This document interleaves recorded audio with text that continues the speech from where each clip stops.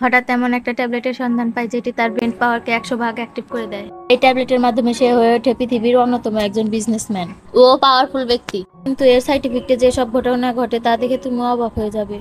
মুভির নাম লিমিটলেস। টান টান উত্তেজনায় মুভি এক্সপ্লেইন দেখতে ভিডিওটি না টেনে দেখার অনুরোধ রইল। মুভির শুরুতেই আমরা দেখতে পাই একটা মানুষ উঁচু বিল্ডিং থেকে লাফিয়ে আত্মহত্যার চেষ্টা করছে। কিছু মানুষ তার পিছু নিয়েছে। এই বান্দার নাম এডি মোরা। কিন্তু কেন সে এ কাজ করতে যাচ্ছে তা জানার জন্য আমাদের একটু ফ্ল্যাশব্যাকে যেতে হবে। এখানে দেখা যায় এডি একজন প্রফেশনাল রাইটার। বিভিন্ন বই আর্টিকেল লিখে তার জীবন পার করছে। এডি কোনোভাবেই মনোযোগ দিতে পারছে না তার কাজে। বইয়ের ইন্ট্রো লিখতে তার পুরো দিন পার হয়ে যাচ্ছে। এডি তার মনোযোগ ফিরিয়ে আনার জন্য ড্রিঙ্কস করে আর অচেনা ব্যক্তিদের সাথে চিল করে আড্ডা দেয়। কিন্তু কোনো কাজ হয় না, ফলে তার জীবন পুরো বাস্তহারা হয়ে যায়। এটি আমার প্রথম ভিডিও। যদি কোনো ভুল হয়ে থাকে তাহলে ক্ষমা দৃষ্টিতে দেখবেন। কিন্তু পকেট ফাঁকা, চুল কাটার টাকা নেই, পুরোই বেকার। তাও সে এখনো টিকে আছে, কারণ তার লিন্ডা নামে সুন্দরী ও দয়ালু গার্লফ্রেন্ড আছে, যে কিনা প্রতিদিন টাকা পয়সা দিয়ে তাকে পার করিয়ে নিচ্ছে। কিন্তু লিন্ডাও বুঝে গেছে এই এডির দিন শেষ। লিন্ডা এডির সাথে সব সম্পর্ক ভেঙে দেয় এবং তাকে ছেড়ে চলে যায়।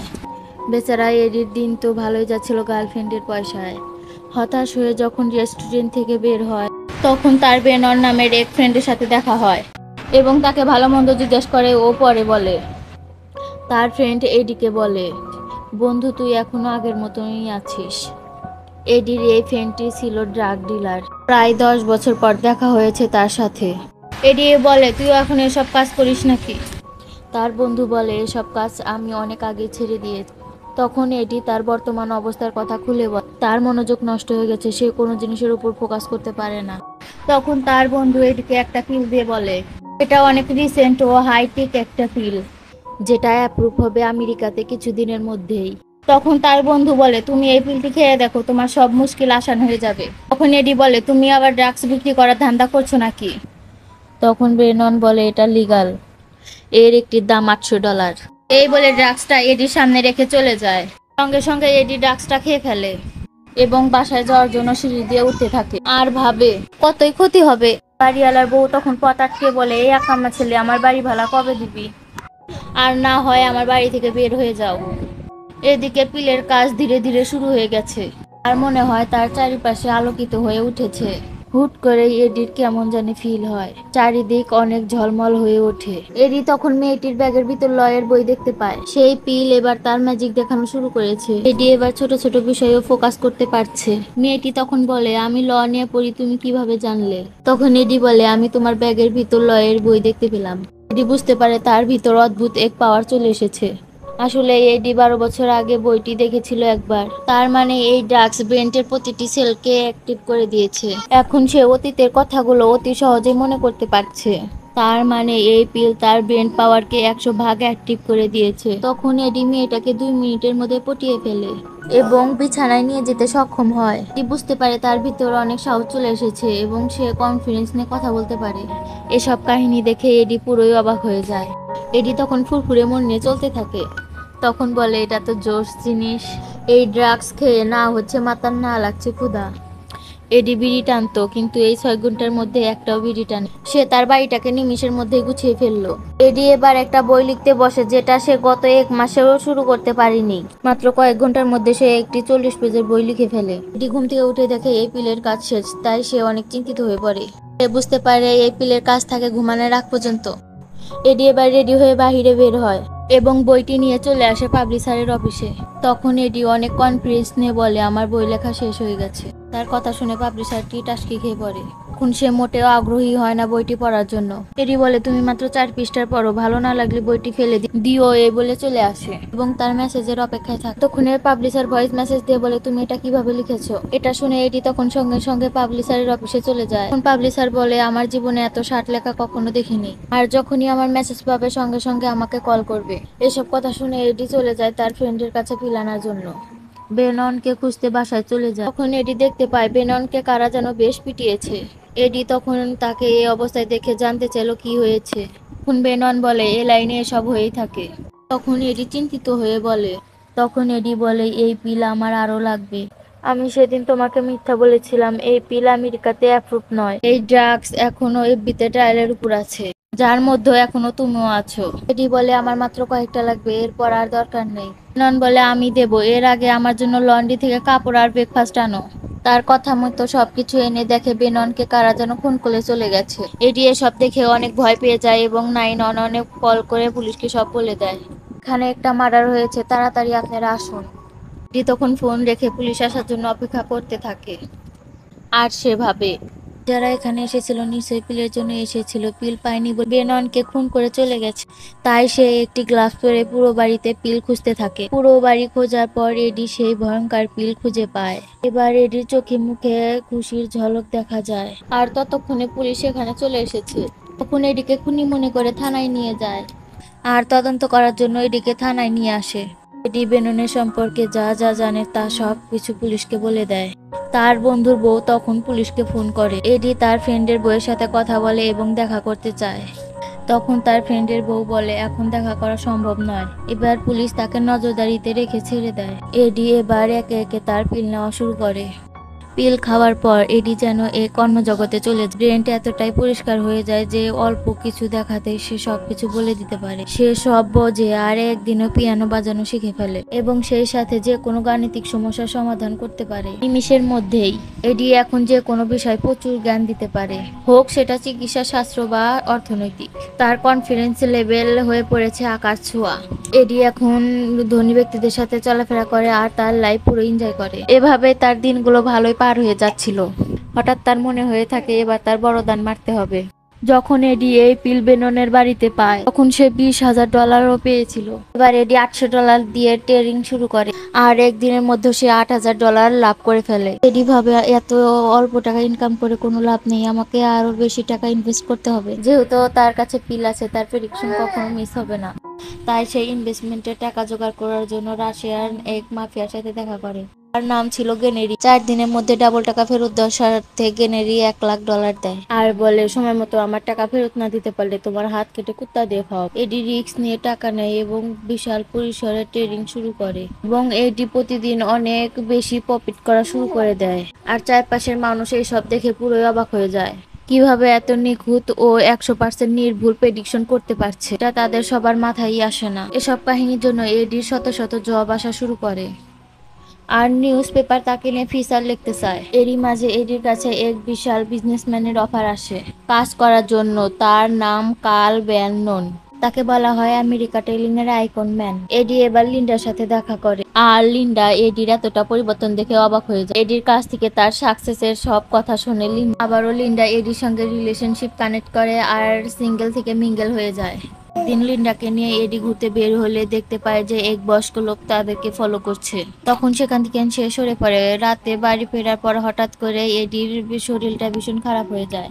তার মনে পড়ে সে গত 3 দিন ধরে কোনো কিছু খাওয়া দাওয়া করেনি আর সে কারণে তার শরীর অনেক বেশি দুর্বল হয়ে যায়। তাহলে বোঝো এবার সে এতটাই পিনিকে ছিল যে তার নাওয়া খাওয়ার কোনো কথা মনে নেই। পরের দিন সকালে সে পেট ভরে খেয়ে নেয় আর সেই বিজনেসম্যানের সাথে দেখা করে। প্রথম দেখাতেই এডি বিজনেসম্যানকে এমন ভাবে পটিয়ে ফেলে যে আগ্রহী হয়ে পড়ে। ফলে গাড়িতে যাওয়ার সময় তাকে কিছু কোম্পানির পেপার দেয় আর দেখো কোন কোম্পানিটা উঠবে আর কোন কোম্পানিটা ডুববে সেটা আমাকে জানিয়ে দাও। আর এডি মুহূর্তের মধ্যেই বলে দেয় কোন কোম্পানিটা ডুববে কোন কোম্পানিটা উঠবে। এটা দেখে বেনন অবাক হয়ে যায়। এডিকে একটা টাস্ক দিয়ে বলে আগামীকাল জমা দিতে। এডি বাড়ি ফেরার সময় খেয়াল করে সে অনেক দূরে চলে এসেছে। এই রাস্তাটি সে 10 মিনিট ধরে হাঁটছে কিন্তু তার কাছে মনে হচ্ছে সে কিছু সেকেন্ডের মধ্যে চলে এসেছে। আর ব্রেনটা এতটাই অ্যাক্টিভ হয়ে গেছে যে নিমিষের মধ্যে কোনো কাজ করে ফেলে। এই অবস্থায় সে বারে যায়, ড্রিঙ্কস করে এবং মডেলের সাথে রাত কাটায়। তার কাছে মনে হয় কয়েক মিনিটের মধ্যে সবকিছু হয়ে গেল। পথের মধ্যে তাকে কিছু গুন্ডা অ্যাটাক করে। তখন এডি কখনো কুম্ফু, কখনো বক্সিং, কখনো আকৃত স্টাইলে সবাইকে কুপকাত করে দেয়। এই মুভগুলো কখনো ইন্টারনেট বা টিভিতে দেখেছিল। এগুলো এমন ভাবে তার ব্রেনটে সেট হয়েছে যে সে ভাবছে এসব অনেক আগে থেকেই পারে। এভাবেই এডি পুরো 18 ঘন্টা পার করে ফেলে। তার কাছে মনে হয় তার সময় যেন থমকে আছে। বাড়ি ফিরে ঘুম থেকে উঠে এডি এবার বেশ চিন্তিত হয়ে পড়ে। সেভাবে না, এভাবে ড্রাগস নিলে ব্রেনটা ড্যামেজ হয়ে যেতে পারে। সে সিদ্ধান্ত নেয় যে ব্যানলের যে প্রজেক্ট আছে সেটি ড্রাগস না নিয়ে করবে। সে দেখতে চায় তার ব্রেন পিল ছাড়া কাজ করে কিনা। এই পিল না খেয়ে কাজ করার জন্য এডি আবার আগের মতন অমনোযোগী হয়ে পড়ে। সেই সাথে তার মধ্যে কনফিডেন্সের অভাব চলে আসে। এডি এতটাই দুর্বল হয়ে পড়ে যে এই প্রজেক্ট নিয়ে আর কোনো কথা বলতে পারে না। এরই মধ্যে সে দেখতে পায় মডেলের মার্ডারের খবর, যার সাথে সে গত রাত্রে বেড শেয়ার করেছে। এডি বেশ ভয় পেয়ে যায় আর ভাবতে থাকে এখন আমি করিনি তো। এরই মাঝে সেখান থেকে বের হয়ে বমি করে। বাড়ি ফিরে এসে কল পায় তার বন্ধু স্ত্রী মেলেশিয়ার। মেলেশিয়া বলে বেরননের কাছ থেকে যদি কোনো পিল নিয়ে থাকো সেটা এখনই বন্ধ করে দাও, কারণ সেই পিলটা তোমার লাইফকে পুরোই ধ্বংস করে দেবে। এটা শুনে এডি বেশ চিন্তিত হয়ে পড়ে। তখন বেরননের ডায়েরি খুলে সকল ক্লায়েন্টের নাম্বারে কল দিতে থাকে। সবচেয়ে ভয়ানক বিষয় হলো বেরননের কাছ থেকে যারা যারা এই পিল নিয়েছে তাদের মধ্যে অনেকেই মারা গেছে। আর কিছু ক্লায়েন্ট এরই মধ্যে হাসপাতালে মৃত্যুর সাথে পাঞ্জা লড়ছে। এডি পুরো ভেঙে পড়ে আর ভাবে সে এখন কি করবে। এরই মধ্যে সে অনেক পিল খেয়ে ফেলেছে, তার মানে তারও এই অবস্থা হওয়ার সন্নিকটে। লাস্ট ক্লায়েন্টকে কল করার সময় সে দেখতে পারে সেই লোকটা কিছুদিন ধরে তাকে ফলো করছে। এটা দেখে এডি সেখান থেকে পালিয়ে যেতে চায় আর সেই লোকটি তাকে ধাওয়া করে। কোনোভাবে পালিয়ে এসে সে এবার দেখা করে মেলিসার সাথে। মেলিসাকে দেখে এডি এবার পুরো শক্ত হয়ে যায়। সে দেখে মেলিসা এইডস এর রোগীর মতন হয়ে গেছে। মেলিসা জানায় তার কোনো জব হচ্ছিল না বলে। সে তখন কিছু মেডিসিন গ্রহণ করে। এই মেডিসিন খাওয়ার পর মেলিসার হাজার হাজার জবের অফার আসে। ভালোই যাচ্ছিল তার লাইফ। এরই মাঝে সে একদিন সিদ্ধান্ত নেয় পিল আর খাবে না। পিল খাওয়া বন্ধ করার সঙ্গে সঙ্গে তার পুরো শরীর ভেঙে পড়ে। মেলেসিয়া বলে তোমার চেহারা তো দেখে এখনো ঠিকই আছে। এডি বলে সবার চেহারার সাথে এই পিলটা একরকম কাজ নাও হতে পারে, তাই হয়তো এমন হয়েছে। আর মেলেসিয়া বলে তোমার কাছে যা পিল আছে সেগুলো অল্প অল্প করে খাও, আর যদি তুমি বন্ধ করে দাও তাহলে তোমার সমস্যা শুরু হবে।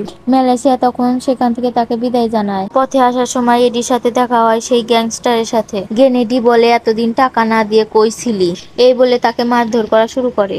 এরই মধ্যে এডির হাত থেকে পিলটা পড়ে গেলে গেনেডি ড্রাগস ভাবে খেয়ে ফেলে। সে জানে না এটি কত পাওয়ারফুল। এরপর এডি ব্যাংক থেকে টাকা তুলে তাকে ফেরত দিয়ে দেয়। এরই মধ্যে পিলটার কাজ শুরু হয়ে যায় আর ভাবে বাহ, এটা তো সেই সুন্দর। গেনেডির মধ্যেও এখন সুপার পাওয়ার শুরু হয়েছে। পিলটা না খেতে পেরে এডি অনেক অসুস্থ হয়ে পড়েছে আর কোন রকম ভাবে লিন্ডার অফিসে চলে আসে। তখন সব খুলে বলে যে আকর্ষিত সফলতার পেছনে মূল কারিগর কে ছিল। লিন্ডা বলে এতদিন যেটা তুমি করেছো সেটা তোমার ট্যালেন্ট না, তাহলে সবকিছু ছিল ড্রাগসের কারসাজি। এডি বলে যেভাবেই হোক এখন আমার ড্রাগস নিতে হবে, না হলে আমি বাঁচবো না। লিন্ডা বলে ড্রাগসটি কোথায় আছে আমাকে বলো। এডি বলে সিকিউরিটির জন্য তোমার বাসায় ড্রাগসটি আমি লুকিয়ে রেখেছিলাম। রিকোয়েস্ট করে ড্রাগসটি আনার জন্য। লিন্ডার মেজাজ খারাপ হওয়া সত্ত্বেও সেটি আনার জন্য বেরিয়ে পড়ে। বাসায় গিয়ে সেটি খুঁজে পায়। ফিরে আসার সময় খেয়াল করেছে একটি লোক তার পিছু নিয়েছে। ফোনে এডিকে কথা জানালে তুমি যেভাবেই হোক তার কাছ থেকে বের হয়ে আস।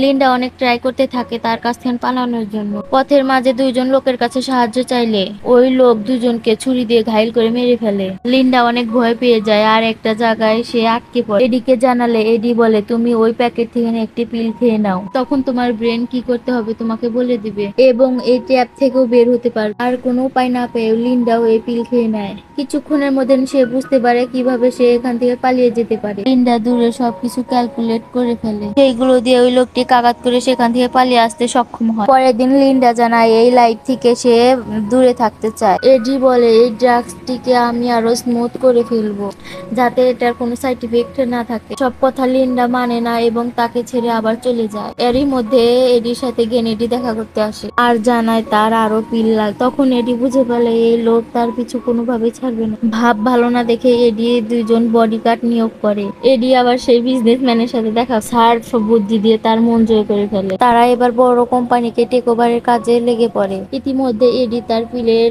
ডোজ সম্পর্কে সবকিছু জেনে গেছে এবং আইডিয়া পেয়ে গেছে। এডি এখন অনেক কম ডোজ নেয় আর অ্যালকোহল খাওয়া ছেড়ে দেয় যাতে এর ইফেক্ট অনেকক্ষণ পর্যন্ত থাকে এবং সে একটা বিশেষ ধরনের স্যুট বানায় যেখানে এনজিটি পিলগুলো খুব সহজেই লুকিয়ে রাখতে পারতো। এডি এরপর এক সায়েন্টিস্টের কাছে যায় আর বলে এই পিলটাকে মডিফাই করতে, লাইট এবং অ্যাক্টিভ করতে বলে যাতে এর কোনো সাইড ইফেক্ট না থাকে। সায়েন্টিস্ট জানায় এই কাজ করতে 2 বছর লাগবে। এডি তাকে $2 মিলিয়ন অফার করে বলে এটা আমার 6 মাসের মধ্যে লাগবে এবং রেজাল্ট চাই।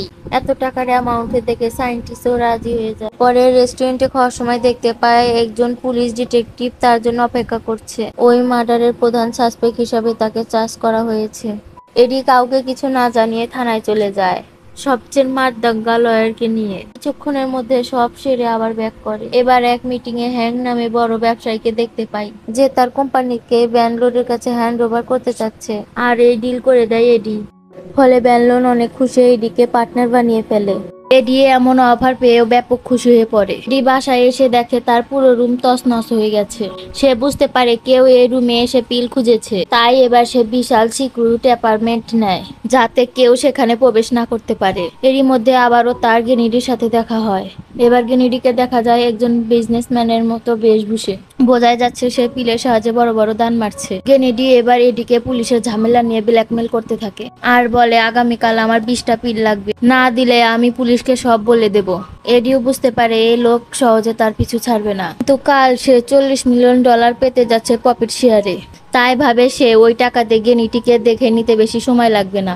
কিন্তু দেখা যায় ফাইনাল সাইনের দিন মিস্টার হাঙ্ক না এসে তার ওয়াইফকে পাঠায়। আর ওয়াইফ জানায় হুট করে সে অসুস্থ হয়ে পড়ে, তাই সে এখন হসপিটালে ভর্তি আছে। যাওয়ার সময় লক্ষ্য করে এই মহিলাটির ড্রাইভার আর কেউ নয়, সে আর কেউ নয়, এতদিন ধরে এডিকে ফলো করছিল সেই লোকটি। এডিও বুঝতে পারে যে এই হাঙ্কও এনজিটি পিল খায়। এর মধ্যে এডিও বুঝতে পারে তার এনজিটি পিল সব ফুরিয়ে গেছে, সে আর বেশি দিন বাঁচবে না। আর এই কারণে ওই লোকটিকে লেলিয়ে দিয়েছে তার পিছনে এনজিটি পিল আনার জন্য। এডি আবারও থানায় যায় ওই কেসে ছবি তোলার জন্য। সে লয়ারের কাছে কোটটি রেখে ভিতরে যে ছবি তোলে, আর একটু পরে সেখান থেকে চলে আসে। এদিকে এডি অফিসে এসে দেখে ব্যানলন অনেক আপসেট। এরই মধ্যে সে তাকে জানায় হাঙ্ক কোমায় চলে গেছে। আর এডি হুটহাট করে হাউজে যাওয়ার জন্য ব্যান তাকে সন্দেহ করে। এরই মাঝে এডির কাছে একটা পার্সেল আসে। পার্সেল খুলে দেখে তার 2টি বডিগার্ডের হাত কেটে তাকে উপহার দেওয়া হয়েছে। এডি বুঝতে পারে তার বিপদ এখনো অনেক সন্নিকটে। তাই সে একটি পিল খাওয়ার জন্য বাথরুমে যায়। সেখানে গিয়ে এডি দেখতে পারে তার কোটের পকেটে কোনো পিল নেই। কোট একদম ফাঁকা, সেখানে কোনো পিল নেই। তখন তার মনে পড়ে যে কোট রেখে সে ছবি তুলেছিল। তখন ওই লয়ার তার সব পিল চুরি করে নিয়েছে, কারণ ওই লয়ার ছিল হাঙ্কের ফ্যামিলি লয়ার। কারণ এই পিল নিয়ে তারা হাঙ্কে দেবে সুস্থ হওয়ার জন্য। ইতিমধ্যে এডিও সিসি ক্যামেরায় দেখতে পায় গ্রেনেডিও এসেছে বাড়ির বাহিরে পিল নেওয়ার জন্য।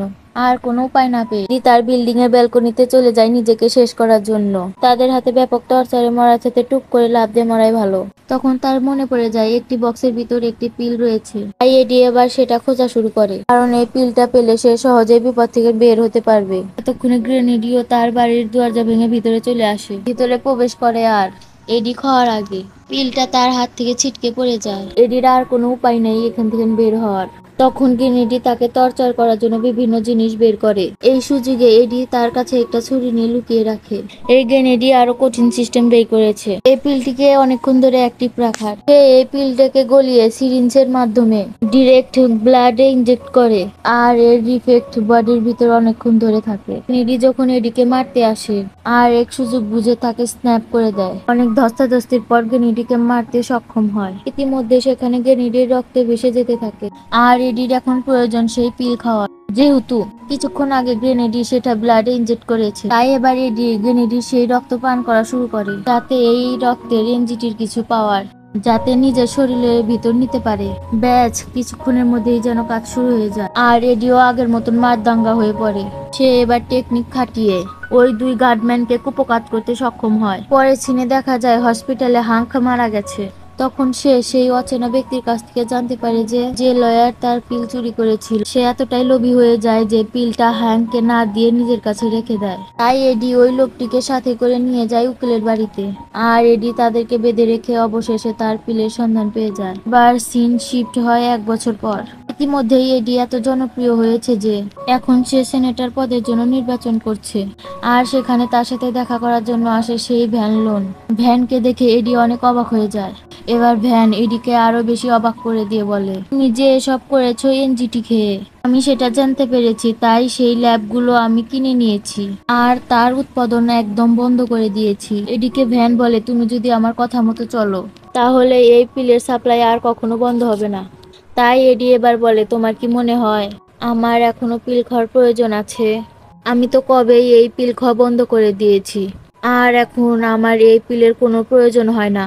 আমি এই পিলকে কাস্টমাইজ করে এমন এক ট্যাবলেট বানিয়েছি যে যা একবার খেলে তার কার্যকারিতা সারা জীবন থেকে যাবে। ভ্যান এসব কথা বিশ্বাস করতে চায় না। তখন এডি বলে এই রাস্তায় একটা অ্যাক্সিডেন্ট হবে, সেটাই হয় কিছুক্ষণের মধ্যে।